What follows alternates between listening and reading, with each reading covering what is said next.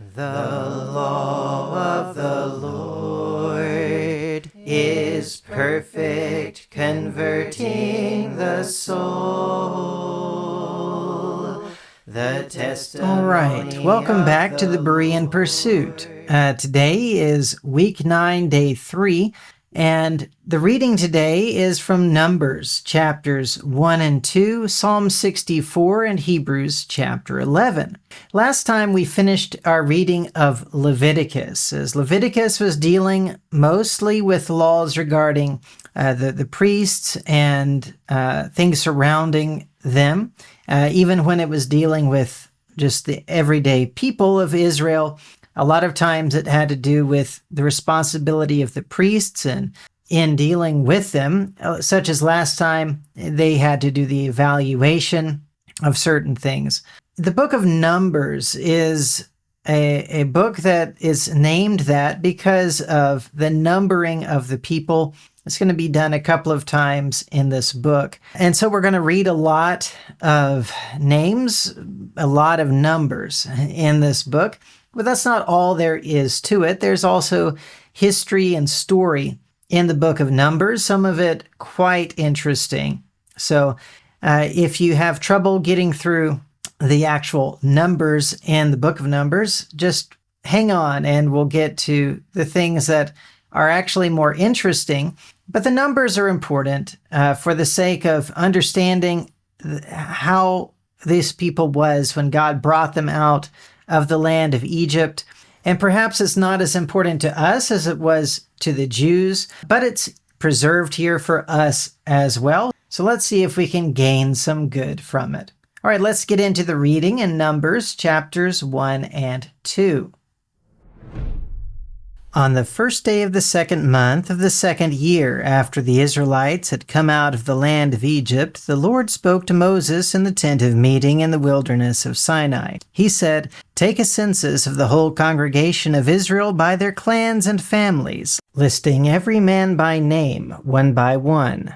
You and Aaron are to number those who are 20 years of age or older by their divisions, everyone who can serve in Israel's army. And one man from each tribe, the head of each family, must be there with you. These are the names of the men who are to assist you. From the tribe of Reuben, Elizur, son of Shadur. From Simeon, Shelumiel, son of Zurishaddai. From Judah, Nahshon, son of Amminadab. From Issachar, Nethanel, son of Zuar. From Zebulun, Eliab, son of Helon. From the sons of Joseph. From Ephraim, Elishama, son of Ammihud.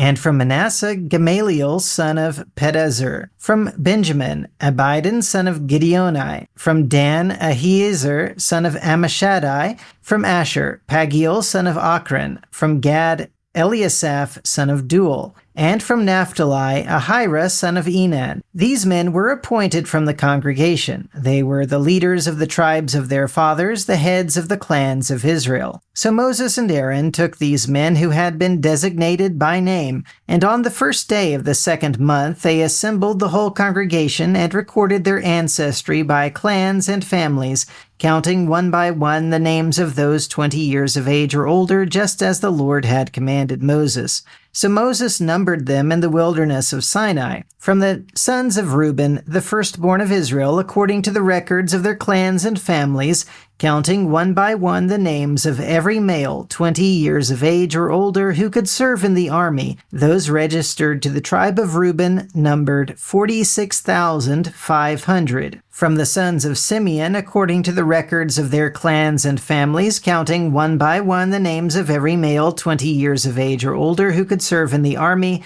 those registered to the tribe of Simeon numbered 59,300. From the sons of Gad, according to the records of their clans and families, counting the names of all those 20 years of age or older who could serve in the army, those registered to the tribe of Gad numbered 45,650. From the sons of Judah, according to the records of their clans and families, counting the names of all those 20 years of age or older who could serve in the army, those registered to the tribe of Judah numbered 74,600. From the sons of Issachar, according to the records of their clans and families, counting the names of all those 20 years of age or older who could serve in the army, those registered to the tribe of Issachar numbered 54,400. From the sons of Zebulun, according to the records of their clans and families, counting the names of all those 20 years of age or older who could serve in the army,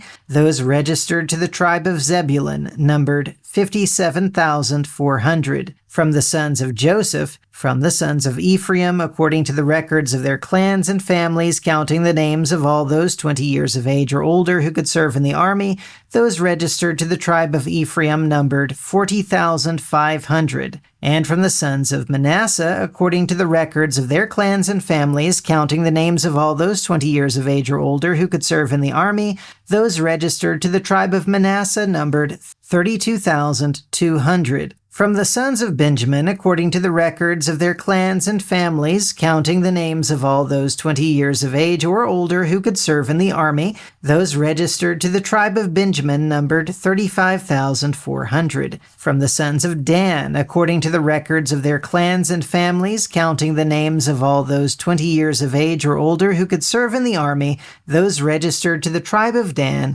numbered 62,700. From the sons of Asher, according to the records of their clans and families, counting the names of all those 20 years of age or older who could serve in the army, those registered to the tribe of Asher numbered 41,500. From the sons of Naphtali, according to the records of their clans and families, counting the names of all those 20 years of age or older who could serve in the army, those registered to the tribe of Naphtali numbered 53,400. These were the men numbered by Moses and Aaron with the assistance of the 12 leaders of Israel, each one representing his family. So all the Israelites, 20 years of age or older, who could serve in Israel's army, were counted according to their families. And all those counted totaled 603,550. The Levites, however, were not numbered along with them by the tribe of their fathers. For the Lord had said to Moses, "Do not number the tribe of Levi in the census with the other Israelites. Instead, you are to appoint the Levites over the tabernacle of the testimony, all its furnishings, and everything in it. They shall carry the tabernacle and all its articles, care for it, and camp around it. Whenever the tabernacle is to move, the Levites are to take it down. Whenever it is to be pitched, the Levites are to set it up. Any outsider who goes near it must be put to death. The Israelites are to camp by their divisions, each man in his own camp and under his own standard. But the Levites are to camp around the tabernacle of the testimony to watch over it, so that no wrath will fall on the congregation of Israel. So the Levites are responsible for the tabernacle of the testimony." Thus the Israelites did everything just as the Lord had commanded Moses. Then the Lord said to Moses and Aaron, "The Israelites are to camp around the tent of meeting at a distance from it, each man under his standard with the banners of his family. On the east side, toward the sunrise, the divisions of Judah are to camp under their standard. The leader of the descendants of Judah is Nahshon, son of Amminadab, and his division numbers 74,600. The tribe of Issachar will camp next to it. The leader of the Issacharites is Nethanel, son of Zuar, and his division numbers 54,400. Next will be the tribe of Zebulun. The leader of the Zebulunites is Eliab, son of Helon, and his division numbers 57,400. The total number of men in the divisions of the camp of Judah is 186,400. They shall set out first.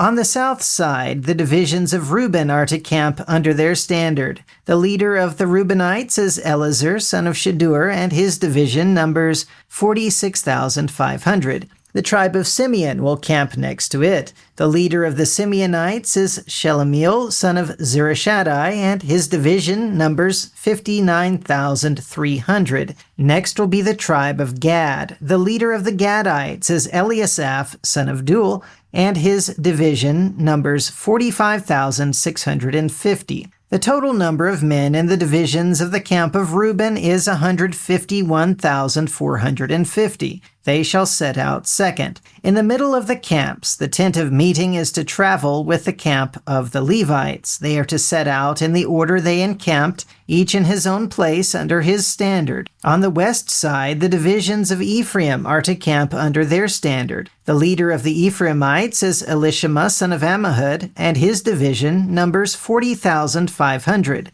The tribe of Manasseh will be next to it. The leader of the Manassites is Gamaliel, son of Pedazur, and his division numbers 32,200. Next will be the tribe of Benjamin. The leader of the Benjamites is Abidan, son of Gideoni, and his division numbers 35,400. The total number of men in the divisions of the camp of Ephraim is 108,100. They shall set out third. On the north side, the divisions of Dan are to camp under their standard. The leader of the Danites is Ahiezer, son of Ammishaddai, and his division numbers 62,700. The tribe of Asher will camp next to it. The leader of the Asherites is Pagiel, son of Ochran, and his division numbers 41,500. Next will be the tribe of Naphtali. The leader of the Naphtalites is Ahira, son of Enan, and his division numbers 53,400.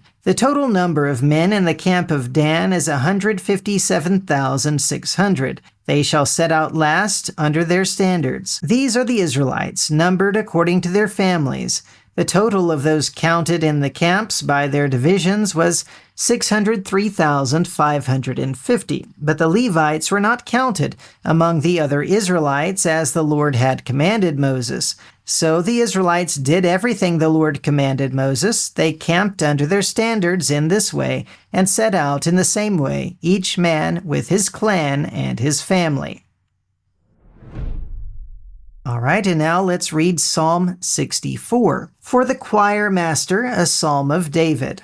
Hear, O God, my voice of complaint. Preserve my life from dread of the enemy. Hide me from the scheming of the wicked, from the mob of workers of iniquity, who sharpen their tongues like swords and aim their bitter words like arrows, ambushing the innocent in seclusion, shooting suddenly without fear. They hold fast to their evil purpose. They speak of hiding their snares. Who will see them, they say? They devise injustice and say, we have perfected a secret plan. For the inner man and the heart are mysterious. But God will shoot them with arrows. Suddenly they will be wounded. They will be made to stumble, their own tongues turned against them. All who see will shake their heads. Then all mankind will fear and proclaim the work of God. So they will ponder what he has done. Let the righteous rejoice in the Lord and take refuge in him. Let all the upright in heart exult. And now let's read from the New Testament in Hebrews chapter 11. Last time in the book of Hebrews, in chapter 10, we read about the superior sacrifice of Jesus over those of the blood of bulls and goats from the old covenant that could not take away sin, but Christ truly can take away sin. But we have to act as those who have been forgiven, truly forgiven, and not shrink back and continue willfully in sin. That would take us to destruction. But those who press on in faith do so for the preserving of the soul. And our reading today is going to talk about what is that faith? What does it look like? And it's going to be even looking back to those under the old covenant or even before the old covenant. All right, let's go ahead and get into the reading in Hebrews chapter 11. Now, faith is the assurance of what we hope for and the certainty of what we do not see. This is why the ancients were commended. By faith, we understand that the universe was formed at God's command, so that what is seen is not made out of what was visible. By faith, Abel offered God a better sacrifice than Cain did. By faith, he was commended as righteous when God gave approval to his gifts. And by faith he still speaks, even though he is dead. By faith Enoch was taken up, so that he did not see death. He could not be found because God had taken him away. For before he was taken, he was commended as one who pleased God. And without faith it is impossible to please God, because anyone who approaches him must believe that he exists and that he rewards those who earnestly seek him. By faith, Noah, when warned about things not yet seen, in godly fear built an ark to save his family. By faith he condemned the world and became heir of the righteousness that comes by faith. By faith, Abraham, when called to go to a place he would later receive as his inheritance, obeyed and went, without knowing where he was going. By faith he dwelt in the promised land as a stranger in a foreign country. He lived in tents, as did Isaac and Jacob, who were heirs with him of the same promise. For he was looking forward to the city with foundations, whose architect and builder is God.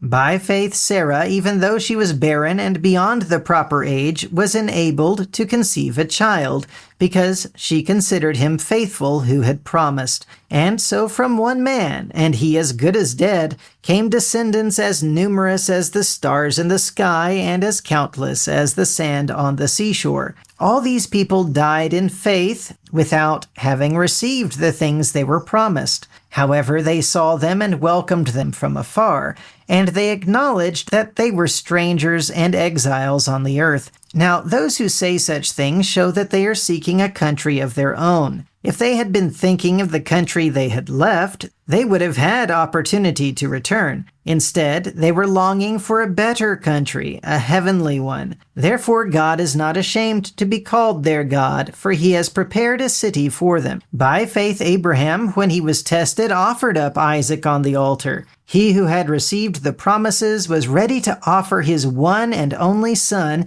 even though God had said to him, "Through Isaac your offspring will be reckoned." Abraham reasoned that God could raise the dead, and in a sense he did receive Isaac back from death. By faith Isaac blessed Jacob and Esau concerning the future. By faith Jacob, when he was dying, blessed each of Joseph's sons and worshipped as he leaned on the top of his staff. By faith Joseph, when his end was near, spoke about the exodus of the Israelites and gave instructions about his bones. By faith Moses' parents hid him for 3 months after his birth because they saw that he was a beautiful child. They were unafraid of the king's edict. By faith Moses, when he was grown, refused to be called the son of Pharaoh's daughter. He chose to suffer oppression with God's people rather than to experience the fleeting enjoyment of sin. He valued disgrace for Christ above the treasures of Egypt, for he was looking ahead to his reward. By faith Moses left Egypt, not fearing the king's anger. He persevered because he saw him who is invisible. By faith he kept the Passover and the sprinkling of blood, so that the destroyer of the firstborn would not touch Israel's own firstborn. By faith the people passed through the Red Sea as on dry land, but when the Egyptians tried to follow, they were drowned. By faith the walls of Jericho fell after the people had marched around them for 7 days. By faith the prostitute Rahab, because she welcomed the spies in peace, did not perish with those who were disobedient. And what more shall I say? Time will not allow me to tell of Gideon, Barak, Samson, Jephthah, David, Samuel, and the prophets, who through faith conquered kingdoms, administered justice, and gained what was promised, who shut the mouths of lions, quenched the raging fire, and escaped the edge of the sword, who gained strength from weakness, became mighty in battle, and put foreign armies to flight. Women received back their dead, raised to life again. Others were tortured and refused their release so that they might gain a better resurrection. Still others endured mocking and flogging and even chains and imprisonment. They were stoned. They were sawed in two. They were put to death by the sword. They went around in sheepskins and goatskins, destitute, oppressed, and mistreated. The world was not worthy of them. They wandered in deserts and mountains and hid in caves and holes in the ground. These were all commended for their faith, yet they did not receive what was promised. God had planned something better for us, so that together with us they would be made perfect. All right, in the reading today in Numbers, we began the book and we saw the numbering of the different tribes They had to do it one by one. A lot of people that they had to number by name. And yet they did it because that's what God told them to do. And so they had a very complete census. They knew everyone who was in the tribes of Israel, men who were 20 years of age and older. Now, this is going to come into play later on when we're going to find that these people don't make it into the promised land, this group that was numbered here. But one of the tribes that's mentioned very specially is the tribe of Levi. They're not included in that number. And as far as I understand it, they're also not included in the ones that don't make it into the promised land. But they are especially holy to God. And their job is to surround the tabernacle and make sure nobody else comes near, because that would defile the tabernacle. So they had a very important job. And then the other tribes would camp around them. So they would be defended by the other tribes from any enemies that might come. And they would protect the tabernacle, not only from foreign enemies, but even from others within the tribes of Israel. In Psalm 64, we read about David calling on God for help because of his enemies. And we see his faith and his dependence on God to deal with these things.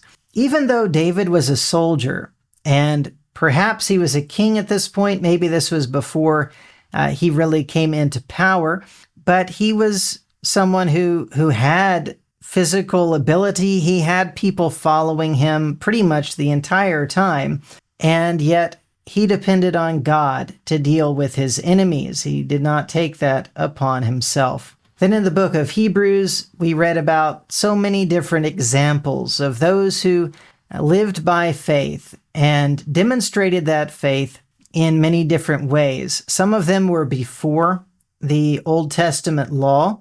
You think of Abel and Noah and Abraham and Isaac and Jacob. They all came before Moses, before the law of Moses. Even Moses' parents were not under the law of Moses, and yet they're held up as examples of faith. And the Jews would have looked at them as examples of faith and as righteous people, even when they're trying to go, they're saying you have to keep the law of Moses to be righteous. And part of what we see in all of this is that, in fact, those who were before the law of Moses, who did not have that law, were considered righteous because they lived by faith. Then those under the law of Moses were considered righteous when they lived by faith, including those who were Gentiles, like Rahab the prostitute. And today, we're not under the law of Moses anymore, but we can still be righteous by living by faith. Abraham did what God told him to do. Noah did what God told him to do. We must do what God tells us to do. That's the only way to live by faith. But if we have that faith, if we believe God is a rewarder of those who diligently seek him, we can be like those who are destitute and sawn in two and just tortured and despised, who gained so much more than those who were doing this to them because of their faith in the Lord. And we can do that as well today. Let's make sure our trust is in God and not in our own strength, not in our own wisdom. But let's keep reading, learning what the Lord actually says and putting that into practice.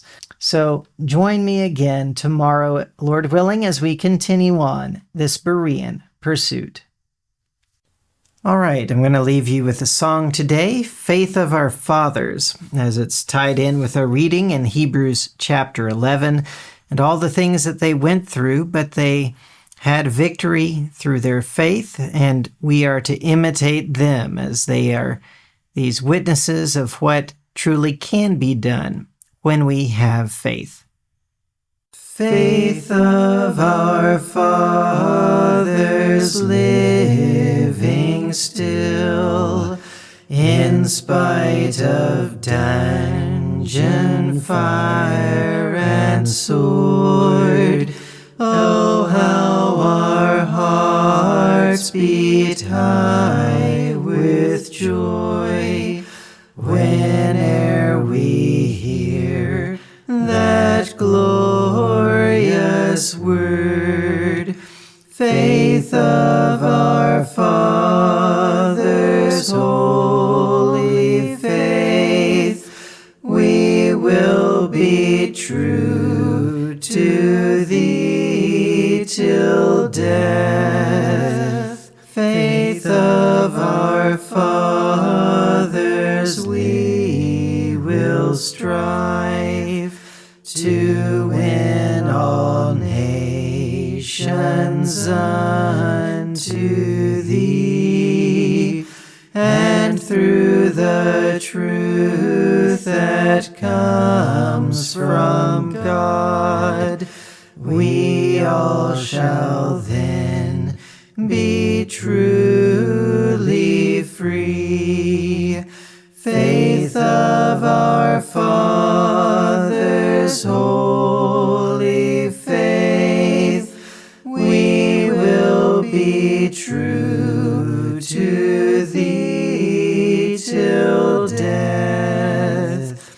Our fathers chained in prisons dark were still in heart and conscience free.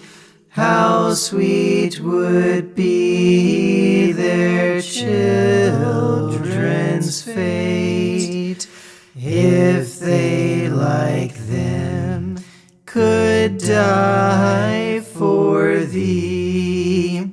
Faith of our fathers, holy faith, we will be true to thee till death.